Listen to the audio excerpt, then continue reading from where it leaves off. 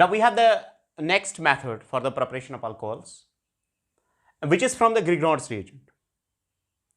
And Grignard's reagent जो है इसको हम डिनोट करते हैं RMgX. It's denoted as RMgX. Where R is the alkyl part, Mg is a metallic part, and X can be the what we say as halogen. It can be iodine, it can be bromine, it can be what we say as a chlorine. Now we say, depending upon the nature of the R,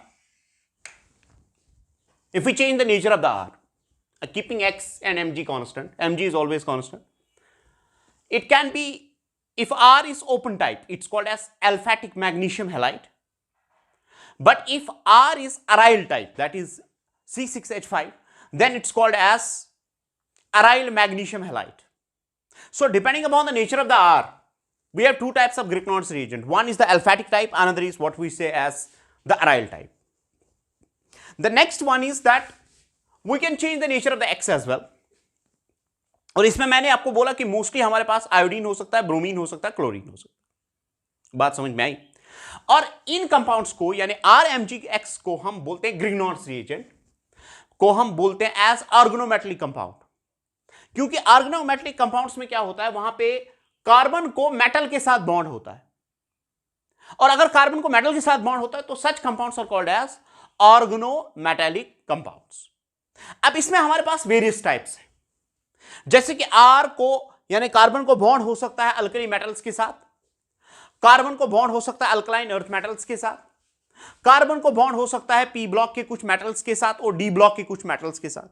लेकिन इन सब case में एक बात important है कि इन सब की जो रिएक्टिविटी है that depends upon the difference of the electronegativity between the magnesium, between the metal and the carbon.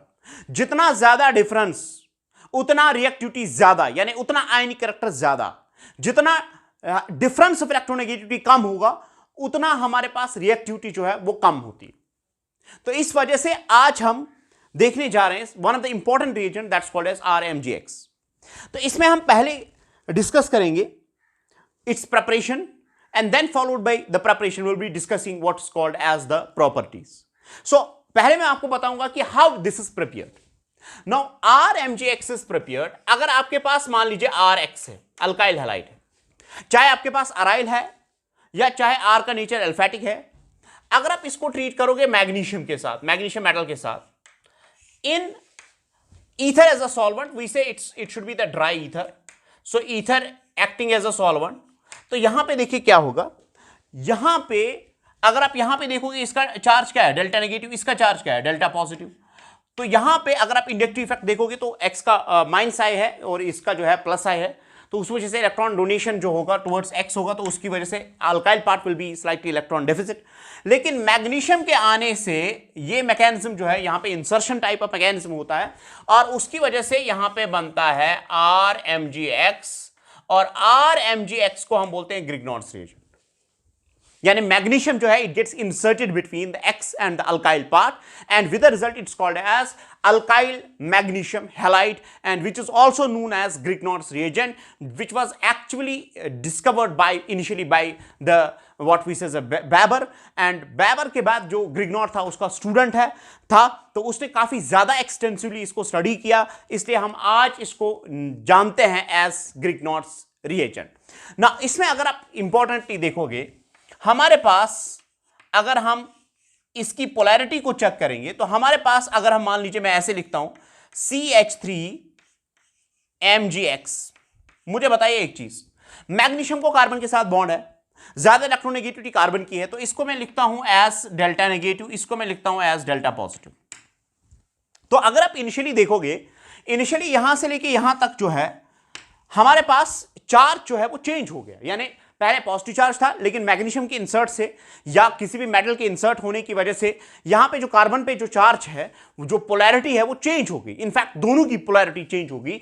हमारे पास अगर आप एक्स तो यहां पे खैर वही रहेगा, लेकिन यहां पे आपको जो एक तो मैग्नीशियम वाला पॉजिटिव पार्ट आता है और कार्बन पे नेगेटिव चार्ज आता है, यानी कार्बन की जो हमारे पास पोलैरिटी थी that has changed, and such a type of the mechanism in which there occurs change in polarity initially जो पोलैरिटी थी उसके बाद जो चेंज हो रहा है, such a mechanism is called as umpolung mechanism. This mechanism is called as what?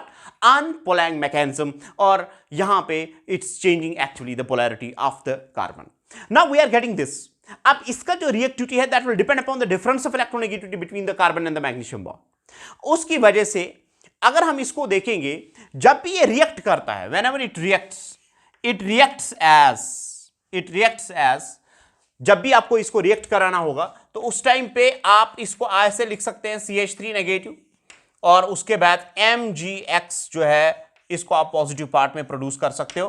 क्योंकि magnesium divalent है तो X के साथ एक नेगेटिव चार्ज जो है इसका, X जो नेगेटिव चार्ज इसका है, तो एक पॉजिटिव चार्ज इसके साथ कैंसिल होके हमारे पास दो पार्ट्स मिलेंगे, और एक पार्ट जो होगा वो पॉजिटिवली चार्ज होगा और दूसरा पार्ट जो है वो नेगेटिवली चार्ज होगा. अब मसला यहां पे ये है कि ये जो है इसको हम dry ether as a solvent क्यों यूज करते हैं, या इनकी डिफरेंट रिएक्टिविटी क्या हो सकती है. पहले मैं आपको बताऊंगा कि with nature of the x, इस रिएक्शन में अगर आप एक्स का नेचर देखोगे तो सबसे ज्यादा रिएक्टिव होते हैं आयोडाइड्स, उसके बाद ब्रोमाइड्स, उसके बाद chlorides. With respect to and keeping all the other conditions what we say as the same, the reactivity order is of the following types, that's iodides greater than bromides greater than what we say as chlorides. The next important point is that अगर मान लीजिए आपके पास ये है, हमारे पास Greek knots reagent है, that CH3 MgX हमारे पास है, तो इस पे आपने देखा कि इस पे नेगेटिव चार्ज है, इस पे डेल्टा पॉजिटिव चार्ज है, ठीक है, इस पे भी नेगेटिव चार्ज है. तो आप यहां पे देखिए क्या होता है कि यहां पे मैग्नीशियम जो है इसका अच्छा खासा पोलराइजिंग पावर रहता है, और पोलराइजिंग पावर ज्यादा रहने की वजह से क्या होता है कि जो हमारे पास ईथर है, ये ईथर के साथ कोऑर्डिनेट करके, मान लीजिए हमारे पास ईथर है, उस सॉल्वेंट के साथ कोऑर्डिनेट करके, उसके लोन पेयर के साथ कोऑर्डिनेट करता है, और उसकी वजह से it gives the stabilization to the magnesium. So inside ether it can exist as that there is a coordination of the oxygen with respect to magnesium, so it stabilizes this, and with the result the ether is generally used as a solvent for RMgX. While as what is the problem not using the water as a solvent, that will be discussed. What is the actual reason? We will be discussing that. Now we can have the different aspects of what we say as a Greek Knots reagent that goes as. अब यहाँ पे हम इसको थोड़ा elaborate करके इसके जो what we say as a reactions हैं उनको discuss करने जाएंगे.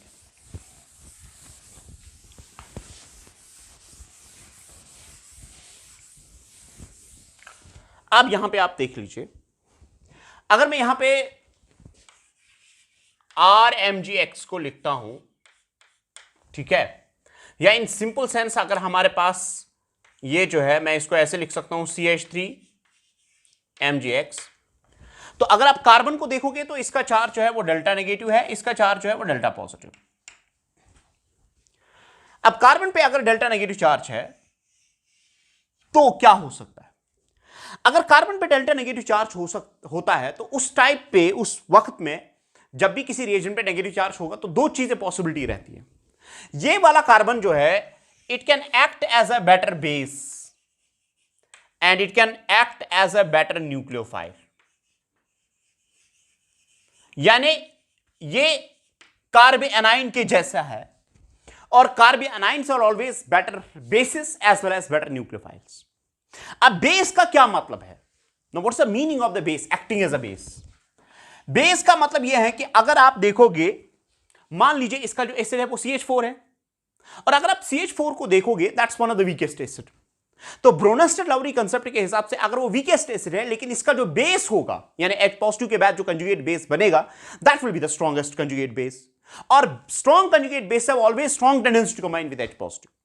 तो जो मीथेन से ज्यादा, यानी जिसका हमारे पास जो है मीथेन से ज्यादा एसिडिक कैरेक्टर होगा, वो सारे के सारे H पॉजिटिव डोनेट करेंगे, ठीक है. और डोनेट करने की वजह से हमेशा जो है, अगर ये उनके वेसल में आता है या वहां पे रिएक्शन उनके साथ होती है, तो हमेशा ही H पॉजिटिव एक्सेप्ट करता है. और अगर इसकी टेंडेंसी है to accept the H positive, that directly measures what is called as the basicity. और दूसरी बात, अगर इसने दूसरे कुछ सेंटर्स पे अटैक किया जो कि इलेक्ट्रॉन डेफिसिट है प्राइमरली, तो वहां पे ये जो है, ये एनाइन जो है, ये एक्ट कर सकता है एज अ न्यूक्लियोफाइल. जो हमारे पास है, it can act as a base as well as nucleophile. तो मैंने आपको बोला tendency to combine with H positive इसका बेसिसिटी मेजर करेगा, but tendency to attack on the other centres other than H positive producing SN2 displacement और SN2 tetrahedral mechanism और SN2 addition elimination mechanism, उन सब केस में it will be acting as a nucleophile. So first part will be the reactions of Grignard's reagent acting as a base. Then we will be discussing the reactions of Grignard's reagent acting as a nucleophile. So let's have the first part, that is RMGX acting as a base. ये देख लीजिए, अगर आपके पास RMGX, R का value मैंने already आपको बोला है कि it can be CH3, it can be aryl, ठीक है. तो अगर आप ने इसको कंबाइन किया फॉलोइंग रिएजेंट्स के साथ, ठीक है, आपने इसको कंबाइन किया, लेट अस सपोज हमारे पास वाटर है, हमारे पास D2O है, ड्यूटेरियम ऑक्साइड है, हमारे पास CH3OH है, हमारे पास कोई भी एसिड है जिसमें HCl है, H2SO4 है, एक्स्ट्रा एक्स्ट्रा, हमारे पास मान लीजिए NH3 है, ठीक है, या हमारे पास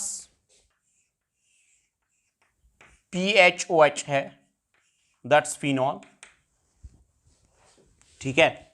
अब इन सब केस में देखिए क्या होता है, इसके बगैर भी हमारे पास बहुत सारे जो है, पहला केस में ये डिस्कस करूंगा. अब इनके केस में देखिए क्या होता है, अगर आप मीथेन और इसका पीके वैल्यू कंपेयर करोगे तो methane is weaker acid as compare to water and all these. अब उसकी वजह से क्या होगा, they are acting as a strong conjugate, they will be acting as a strong acids, but यहां से जो R नेगेटिव है, delta negative, that is acting as a strong conjugate base. और स्ट्रॉन्ग कंजुगेट बेसिस की वजह से क्या होगा कि जिस जिस मॉलिक्यूल में एक्टिव हाइड्रोजन है, जहां पे इसको H पॉजिटिव देने की टेंडेंसी है, यानी अगर ये H पॉजिटिव देगा, यानी इसका अगर एसिडिक कैरेक्टर मीथेन से ज्यादा है, तो इस केस में यहां से H पॉजिटिव रिलीज हो जाएगा. ये मॉलिक्यूल भी H पॉजिटिव देगा, यहां से भी H पॉजिटिव रिलीज हो सकता है, NH3 से भी H पॉजिटिव रिलीज हो सकता है, और यहां से भी H पॉजिटिव रिलीज हो सकता है. और उसके बाद वो H पॉजिटिव रिलीज होने की वजह से क्या होगा, that will combine with R, and with the result what will happen is RH will be produced, that's alkane, and the rest part will be, जो rest part हमारे पास है, that is MgX and plus the remaining part of this, I will denote that 2 by X dash, जो कि यहां से remaining part हो सकता है, जैसे कि इसका पार्ट जो है वो OH है, इसका पार्ट है OD, इसका पार्ट है OCH3, तो रिमेनिंग पार्ट यहां पे आ सकता है और हमेशा हमें अल्केन मिलेगा. तो मैं एक जनरल स्टेटमेंट यहां पे प्रोड्यूस कर सकता हूं कि अगर मान लीजिए कार्बोक्सिलिक एसिड्स है, ठीक है, एस्टरीन्स है, हमारे पास सेकेंडरी अमाइंस है, हमारे पास प्राइमरी अमाइंस है, हमारे पास एनालीन है, हमारे पास अल्कोहल है, हमारे पास फिनॉल है, हमारे पास कोई एसिड है, हमारे पास H2S है, तो इन सब के केस में क्या होगा कि they are containing active hydrogens, and because of these active hydrogens what will happen is Grignard's reagent contains a strong conjugate base, and because of that it reacts with that, and with the result what is produced is alkane. So that also directly measures its basicity. So all the molecules which have active hydrogens, Grignard's reagent combines with them and resulting in the formation of alkane, and this alkane, the amount of the alkane that's formed at the normal temperature and pressure, जो यहां पे आपका volume होगा इसका, जो इसका कितने litres बनेंगे at what we say as an STP and all that, by means of that you can directly correlate with the number of the active hydrogens that are present in the what we say as a molecule, and that's what becomes important, what we say as an important method for the determination of the active hydrogen inside the molecule, and which is also called as Ziver-Wittenau's method for the determination of the active hydrogens.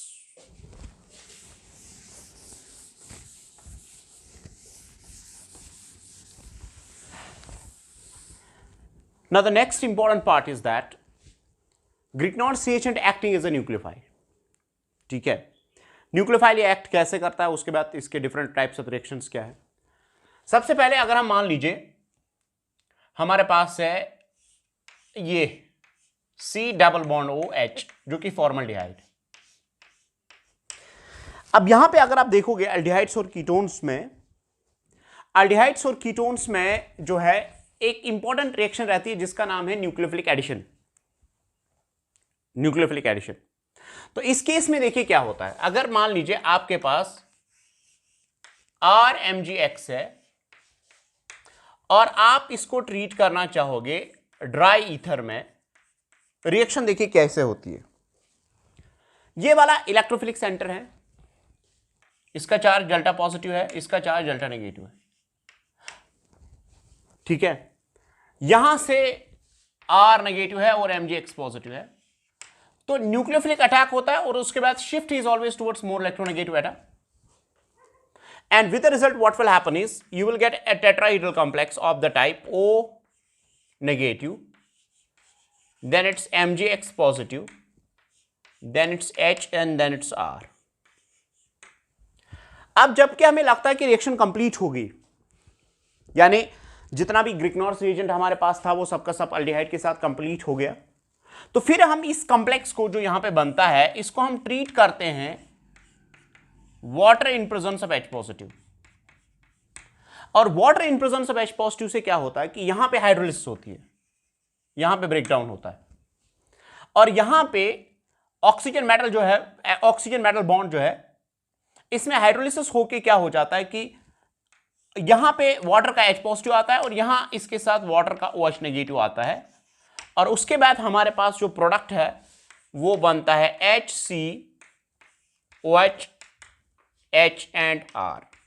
So this is the product that is obtained, plus we are getting Mg X and OH, we are getting Mg X and OH। Now we can infer that we have prepared alcohols, we have prepared what? Alcohols are prepared by this method, and with the result we are getting what's called as the primary alcohol from the formaldehyde। So there occurs simply nucleophilic attack, so this is the type of the nucleophilic addition that occurs on the aldehydes oblique ketones, resulting in the formation of alcohols, and this acts as a method for the preparation of alcohols।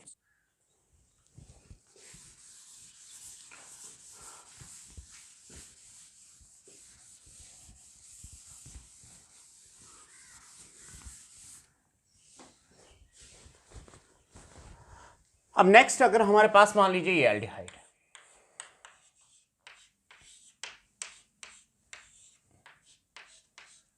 हमारे पास ये aldehyde है, तो पहली बात अगर आप देखोगे previous जो एल्डिहाइड है दैट्स फॉर्मल्डिहाइड, उसके कंपैरिजन में इसका जो रेट होगा that will be less.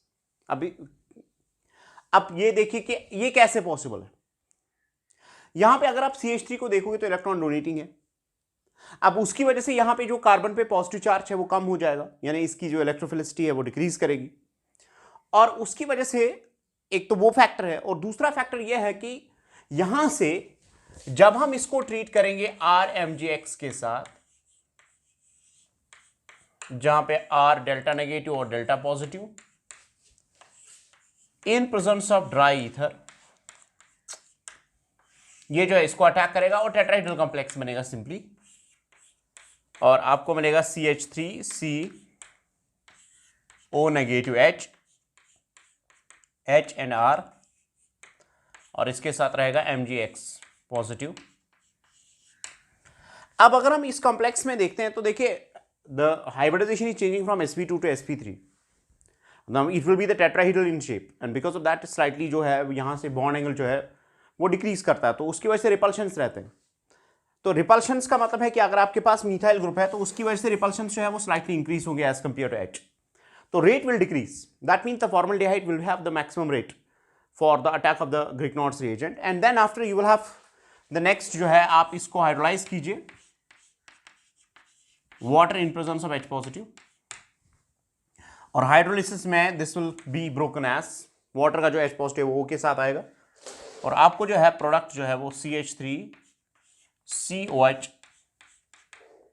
H, और ये है आपका ग्रिग्नॉर्स रिएजेंट से R, और प्लस MgX एंड OH। अब यहां पे देख लीजिए इंपॉर्टेंट चीज क्या है, कैसे आप डायरेक्टली प्रोडक्ट निकाल सकते हैं, ठीक है। अब यहां पे दो चीजें ऐड हो रही है, देखिए एक तो R आ रहा है ग्रिग्नॉर्स रिएजेंट से, और दूसरा H जो है वो वाटर से आ रहा है, तो इसका मतलब है simply there is an addition of RH, as if we are breaking an alkene and we are actually causing the addition to what we say C double bond O.